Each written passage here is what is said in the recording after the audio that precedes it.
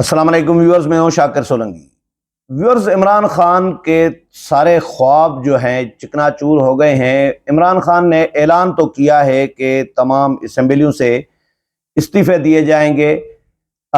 अगर इस्तीफ़े होते हैं तो फिर क्या होगा, ये बड़ा इम्पॉर्टेंट सवाल है। इस पे मैं बताऊंगा। पहले तो इमरान खान का इस्तीफ़ों के नतीजे में पहले तो इस्तीफों का ख्वाब भी पूरा होता हुआ नजर नहीं आ रहा। अगर फर्ज करें इस्तीफे हो भी जाते हैं कुछ, तो भी इंतखाबात होते हुए नजर नहीं आ रहे। वो इसलिए कि कानून क्या कहता है वो भी मैं बताऊंगा आपको, इलेक्शन कमीशन क्या कहता है वो भी आपको बताऊंगा, और जो माहिरीन हैं, एक्सपर्ट्स हैं, वो क्या कहते हैं कि अगर इमरान खान के तमाम अरकान सूबाई असम्बलीज जो हैं वो इस्तीफ़ा दे देते हैं तो फिर क्या होगा, और हुकूमत क्या कहती है। हुकूमत, इलेक्शन कमीशन, कानून और माहिरीन, इनकी राय मैं आपके साथ शेयर करूंगा। उसमें से आपको अंदाज़ा हो जाएगा कि इमरान खान के तमाम जो ख्वाब हैं, सारे जो सपने हैं, वो चिकनाचूर वाकई हो चुके हैं। और अब इमरान खान को इंतज़ार करना पड़ेगा अक्टूबर नवंबर तक। जब तक असेंबलियां मुद्दत पूरी नहीं करेंगी तब तक इलेक्शन होते हुए कम से कम मुझे तो नज़र नहीं आ रहे। क्योंकि जो मैंने जायज़ा लिया है, एक तो इमरान खान ने नाअहल करार दिलवाया था 20-22 बंदों को पंजाब असेंबली के। तो 20-22 हल्के तो चले थोड़े थे, लेकिन इमरान खान के बाकी जो उन पे तो इलेक्शन हो गया, ज़िमनी इलेक्शन। लेकिन अगर इमरान खान के सारे मेंबरान इस्तीफे देते हैं, बलूचिस्तान से एक दो हैं, केपीके से दें, पंजाब से दें, सिंध से दें, तो फिर क्या आम इंतखाबात होंगे? नहीं। इलेक्शन कमीशन के जिम्मेदारान से मेरी बात हुई है। इलेक्शन कमीशन ये कहता है ज़राए के हवाले से कि इंतखाबात नहीं होंगे, वक्त से पहले नहीं होंगे। पहली बात तो इलेक्शन कमीशन की तैयारी होनी चाहिए, फंड्स होने चाहिए, इलेक्शन कमीशन को वसाइल मुहैया करने चाहिए। वो कौन करेगा? वो इमरान खान ने तो करने नहीं है, वो करने हैं हुकूमत ने। और हुकूमत जब तक इलेक्शन कमीशन को वसाइल फराहम नहीं करेगी, स्ट्रेंथन नहीं करेगी, जो तैयारी इलेक्शन कमीशन की है वो नहीं होगी, तो फिर कैसे इलेक्शन हो सकते हैं? वो तो हुकूमत ने वसाइल फराहम करने हैं, सिक्योरिटी हुकूमत ने फराहम करनी है, पैसा खर्चा हम हुकूमत ने देना है, फंड्स हुकूमत ने देने हैं। तो फिर कैसे इलेक्शन कमीशन करा सकता है हुकूमत से वसाइल लिए बगैर? तो पहले तो पॉसिबल ही नहीं है। इस वजह से भी एक दूसरा ये कि इलेक्शन कमीशन ने एक टेक्निकल हवाले से बताया है कि भाई टेक्निकली पॉसिबल ही नहीं है, क्योंकि कानून में ऐसी कोई गुंजाइश नहीं है। कानून में कहीं नहीं लिखा हुआ कि इतने मेंबरान इस्तीफे दें या आधे मेंबरान इस्तीफे दें असेंबलियों से तो फिर जनरल इलेक्शन कराए जाएं, आम इंतखाबात कराए जाएं। ऐसा कुछ कानून में नहीं लिखा हुआ कहीं भी। अगर 4 महीने असेंबली की मुद्दत जब पूरी होती है, पूरी होने से 4 महीने पहले भी अगर आधी असेंबली भी इस्तीफा दे दे, आधी से ज्यादा भी दे दे, तो भी जनरल इलेक्शन नहीं बल्कि ज़मीनी इलेक्शन कराने पड़ते हैं। ये है कानून। यानी 4 महीने पहले, अभी तो 8-9 महीने पड़े हैं, तो अभी तो कोई पॉसिबल नहीं है। लेकिन अगर 4 महीने पहले भी आधी से ज्यादा असेंबलियां खाली हो जाए, मुस्तफी हो जाए मेंबरान, तो भी ज़मीनी इलेक्शन कराए जाएंगे। ये है कानून। और अगर अच्छा, ये भी नहीं लिखा हुआ कानून में कि असेंबली में इतने मेंबरान मौजूद हों तो असेंबली चल सकती है, तहलील नहीं की जा सकती, और इतने मेंबरान अगर मौजूद हों तो तहलील की जा सकती। ऐसा कुछ कानून में नहीं लिखा हुआ। अगर इलेक्शन कमीशन कहता है कि अगर दो मेंबरान भी असेंबली में मौजूद हो, सिंध असेंबली में 2 मेंबरान हो, फर्ज करें पंजाब असेंबली में 2 मेंबरान हो, केपी असेंबली में 2 मेंबरान हो, इसी तरह 2 अगर मेंबरान भी बैठे हों फिर भी असेंबली तहलील नहीं की जा सकती। कानून में कहीं नहीं लिखा हुआ कि 2 मेंबरान हो, 3 मेंबरान हो तो असेंबली तहलील की जाएगी। क्योंकि असेंबली की कार्रवाई जब मैं कवर करता हूं, कौमी असेंबली, मैं 20 साल से कौमी असेंबली कवर कर रहा हूं, 19-20 साल से, तो एक मेंबर भी बैठा होता है तो भी इजलास चल रहा होता है। ये कई मुतअद्दिद बार हमने ये देखा है, रिपोर्ट भी किया है कि जिस मेंबर ने, स्पेशली ये होता है बजट सेशन में, बजट सेशन में स्पीकर बैठे होते हैं और बाकी जो मेंबरान अपनी बात करके, तकरीर करके, बारी लेकर और निकल जाते हैं, क्योंकि इजलास तवील होता है, सुबह 10-11 बजे शुरू होता है, 10 साढ़े 10 बजे, तो ये रात तक इजलास चल रहा होता है।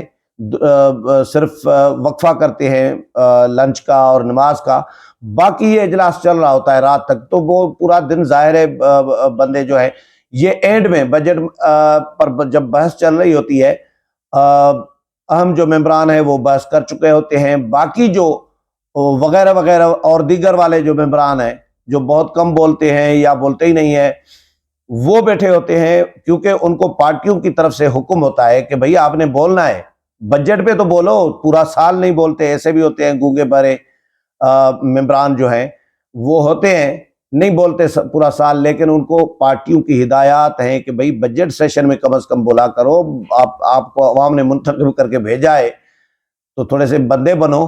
तो इस वजह से वो मेंबरान बैठे होते हैं, और इस तरह जिसने बोलना होता है तो वो आखिरी मेंबर बैठा होता है।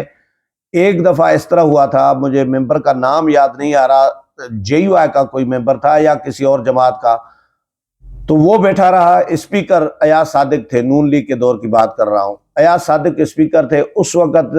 अयाज सादिक ने जब मेंबर को टाइम दिया कि जी आप बोले, नाम लिया, फ्लोर दिया, तो वो खड़े हुए फ्लोर पे अपनी निशस्त पे, और स्पीकर को कहा, जनाब स्पीकर आपका बहुत बहुत शुक्रिया, आपने मुझे टाइम दिया, मैं सुबह से हाथ खड़ा कर रहा था, बटन दबा रहा था, लेकिन आपने मुझे टाइम नहीं दिया। अब टाइम दिया है जब ऐवान में कोई बंदा नहीं है आपके और मेरे अलावा, उधर सदारती को निशस्त पे आप बैठे हैं, इधर नीचे मैं बैठा हूं, तो मैं किसको सुनाऊं? दीवारों को सुनाऊं? तो मेहरबानी मैं नहीं बोलता। तो वो चले गए। तो इस तरह इजलास पर मुलतवी कर दिया गया। तो एक मेंबर भी अगर बैठा हो तो असेंबली चल सकती है। कोरम वैसे 84 मेंबरान का कोरम होता है कौमी असेंबली में, 84 मेंबरान या 86 मेंबरान नहीं होते, एक मेंबर बैठा है फिर भी इजलास चल सकता है। तो 2 मेंबरान पे असेंबली कैसे तहलील हो सकती है? तहलील होने का कोई कानून नहीं है। इमरान खान मुतालबात करते रहे, इमरान खान ने अपना जो बस में था, उन्होंने जो इन्होंने गंद डालना था वो डाल दिया, लेकिन हुआ कुछ भी नहीं, मिला कुछ भी नहीं। लंबिया लंबिया छोड़ी भी, एक हमारे दोस्त हमारे दोस्त ने छोड़ू नाम रख दिया इमरान खान का, कि ये छोड़ू है, कि ये भाई लंबिया लंबिया छोड़ते हैं कि ये करूंगा वो करूंगा, होता कुछ नहीं है। अभी कल इस्लामाबाद में, अच्छा मैं आगे चलता हूं, कल एक जुमला कह दूं, बता दूं कि कल जो तकरीर में कह रहे थे कि जी इस्लामाबाद हम नहीं जाएंगे, तबाही मचेगी। जैसे राना सनाला इधर फूल पत्तियां, गुलदस्ते और बुके लेकर आपके इस्तकबाल के लिए खड़े थे कि जी आ जाएं खान साहब, आप हमला करें इस्लामाबाद पे, हम आपके इस्तकबाल करेंगे, स्वागत करेंगे फूल पत्तियों और गुलदस्तों और बुके पेश करके। ऐसा खान साहब ने, इधर दम ही नहीं था खान साहब में कि इस्लामाबाद आ सकते, लेकिन क्योंकि इतना जाहिर है, रियासत होती है भाई, हुकूमत होती है। तो दूसरी बात यह है कि राना सनाला ने ये कहा है, जो मुझे नजर आ रहा है, एक तो मुनिस इलाही ने कहा है कि जी इमरान खान जब हुक्म करेंगे कि हम इस्तीफे दे देंगे, असेंबली तहलील कर देंगे, पंजाब असेंबली। मुनिस इलाही साहब, आप पे कौन भरोसा कर सकता है? आपके जो वालिद गिरामी हैं परवेज इलाही साहब, वो अपने बड़े भाई के साथ कमिटमेंट करके, आसिफ अली जरदारी जैसे बंदे के साथ कमिटमेंट करके, वादा करके, मिठाइयाँ खा के, दुआ खैर करके निकल जाते हैं कि जी हम आपके साथ हैं। वो सुबह को मुकर सकते हैं, आसिफ अली जरदारी और चौधरी शुजात हुसैन के साथ परवेज इलाही मुकर सकते हैं, वादा खिलाफी कर सकते हैं, तो फिर इमरान खान किस खेत की मूली है? इमरान खान के साथ भी कर सकते हैं, जिसने अपने भाई की इज्जत नहीं रखी, पास नहीं रखा इज्जत का, और अपने वादे का पास नहीं रखा, आसिफ अली जरदारी के साथ धोखा कर गए, तो इमरान खान के साथ धोखा क्यों नहीं कर सकते? आप पे तो भरोसा कोई करने के लिए तैयार नहीं है, सीधी सी बात है, इन पे भरोसा नहीं करना चाहिए। हाँ, ये इमरान खान को, मुझे याद आ रहा था कि नून लीग ने, पीडीएम की जब तारीख चल रही थी, नून लीग ने अपने मेंबरान से इस्तीफे मांगे थे। उन दिनों में खबरें चली थी कि बहुत सारे मेंबरान ने इस्तीफे देने से इनकार कर दिया है। तो नून लीग में अगर इनकार हो सकता है, तो इमरान खान के पार्टी के अंदर तो वैसे ही बगावत बहुत ज्यादा हो रही है। अभी 20-22 बंदे मुनारिफ होकर बैठे हुए हैं कौमी असम्बली में, पंजाब असम्बली में 20-22 बंदे मुनारिफ हो गए जो नाअहल हो गए। अब मजीद लोग जो हैं, वो बहुत सारे लोग ऐसे हैं जिन्होंने इस्तीफे नहीं दिए कौमी असम्बली में, मुनारिफ हो गए, वो तो नाअहल नहीं हुए। पंजाब असम्बली वाले तो वोट डालने की वजह से नाअहल हुए, इन्होंने तो वोट नहीं दिया था शहबाज शरीफ को, कौमी असम्बली वालों ने। तो कौमी असम्बली के पीटीआई के मेंबरान मुनर्रफ हो गए, पीटीआई के इमरान खान के हुक्म के मुताबिक इस्तीफा नहीं दिया, लेकिन वो नाअहल नहीं हुए, तो खतरा कोई नहीं है, फायदे में है। तो पंजाब असम्बली में इमरान खान जब कहेंगे अपने मेंबरान को कि जी इस्तीफे दो, तो आधे मेंबरान तो इस्तीफे नहीं देंगे, बहुत सारे नहीं देंगे, भला आधे ना हो, आधे से कम हो, लेकिन बहुत सारे मेंबरान इस्तीफा नहीं देंगे इस्तीफा। तो फिर क्या होगा? फिर नून लीग मौजूद है, परवेज लाई मौजूद है, फिर मामलात बन सकते हैं, तो ये असेंबली बच सकती है। एक बात। दूसरी बात ये कि लेकिन ऐसी नौबत तो शायद ना आए, उससे पहले हो सकता है परवेज लाई के खिलाफ तहरीक अदम इत्मीनाद आ जाए, क्योंकि राना सनाला ने यह कहा है कुछ दिनों से। अच्छा, मेरी बात हुई थी एक बहुत बड़े जिम्मेदार बंदे के साथ, हुकूमत के, जो परवेज लाई के भी बहुत क्लोज हैं, दोस्त भी हैं। उनसे मैंने पूछा था कि क्या परवेज लाई के खिलाफ तहरीक अदम इत्मीनाद आएगी? तो उन्होंने कहा था कि बिल्कुल आएगी, लेकिन आर्मी चीफ की तैनाती हो जाए, इमरान खान के धरना हो जाए, उसके बाद परवेज लाई के खिलाफ तहरीक अदम इत्मीनाद आएगी, यानी 29 मई के बाद और 29 नवंबर के बाद। तो 29 नवंबर तो कल है, परसों। तो परसों के बाद यानी 29 नवंबर को चेंज ऑफ कमान जो होगी, उसकी तब्दीली होगी, नए आर्मी चीफ अपनी स्मूथली अपनी चार्ज संभालेंगे, तो उसके बाद फिर पॉलिटिकल डेवलपमेंट होंगी और पंजाब में परवेज लाई को हटा दिया जाएगा। ये मैं प्रोडिक्शन कर रहा हूं, मैंने इस पे काम किया हुआ है। तहरीक अदम इत्मीनाद आएगी, तो तहरीक अदम इत्मीनाद आएगी तो फिर असेंबलियां कैसे तालील होंगी? फिर हुकूमत चल सकती है। अगर इमरान खान के बगैर, पीटीआई के बगैर कौमी असेंबली चल सकती है, तो पंजाब असेंबली भी चल सकती है। पीटीआई के कुछ मुनारिफ हो जाएंगे, जो हुकूमत के साथ, जो अपोजिशन में बैठेंगे, जो हुकूमत के अपोजिशन करेंगे, वहां पे तावन करेंगे हुकूमत के साथ, तो पंजाब असेंबली तो तालील नहीं होने वाली, मुझे जो नजर आ रहा है। दूसरा, जो केपी के असेंबली है, बलूचिस्तान में तो कुछ भी नहीं है पीटीआई का, 1-2 मेंबर हैं, कुछ थे, तीन चार तो मुनर्रफ हो गए, सरदार यार मोहम्मद रिंद छोड़ गए, उनके साथ 3 बंदे और चले गए, फिर 1-2 रह गए, तो बाकी वो भी, उनका भी कोई भरोसा नहीं है। बलूचिस्तान में तो कुछ भी नहीं है, समझे।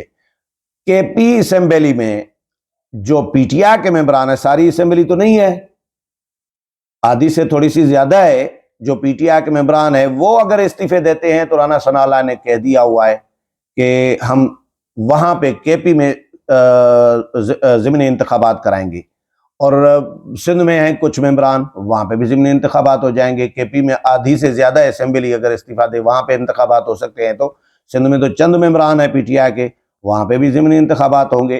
तो पीटीआई का, मुझे नहीं लग रहा कि इमरान खान का ये ख्वाब जो है वो पूरा हो सकेगा वक्त से पहले इंतखाबात कराने का, क्योंकि इमरान खान ने अब समझ लिया है, अब मिन्नत तरले फौज के जो है, आर्मी चीफ की तारीफें, फौज की तारीफें और वेलकम और ये वो, इस तरह के ये खुशामद जो की जा रही है, ये सिर्फ इसीलिए है कि जो गंद किया था पिछले दिनों इमरान खान ने, उसको धोने की, साफ करने की कोशिश कर रहे हैं। लेकिन ये गंद इतना कर चुके हैं, लिमिट, अपनी रेड लाइन जो है वो क्रॉस कर चुके हैं।